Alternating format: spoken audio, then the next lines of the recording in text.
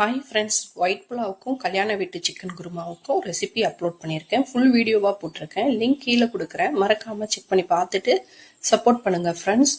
Morning பிரேக்ஃபாஸ்ட்டுக்கு நெய் ரோஸ்ட்டும், நேற்று லஞ்சுக்கு வாழைப்பூ செஞ்சோம். அது பாப்பா சாப்பிடல, அதனால பிரேக்ஃபாஸ்ட்டுக்கு அதிலேயே சாப்பிட சொன்னேன். பாதி ரோஸ்ட்டு கூட சாப்பிடல. இந்த பொடி அம்மா தான் கொடுத்து விட்டாங்க. இட்லி பொடி மாதிரி தான் இருக்குது. கருவேப்பிலை அதிகமாக சேர்த்துருக்காங்கன்னு நினைக்கிறேன். அதில் நல்லெண்ணெய் சேர்த்து நல்லா மிக்ஸ் பண்ணி விட்டுட்டு சூடாக வடித்த ரைஸை இதுலேயே மிக்ஸ் பண்ணிக்கிறேன். நான் ரைஸில் உப்பு போட்டு தான் வடிச்சிருக்கேன். அப்படியே கலந்து கொடுத்துட்டேன். இதை தாளித்து கொடுக்குறேன்னு சொன்னேன். கடுகு, உளுந்து, கருவேப்பிலை, காஞ்ச மிளகாய், எல்லாம் போட்டு செஞ்சு கொடுக்குறேன்னு சொன்னேன். அதுவும் வேண்டான்னு சொல்லிட்டா.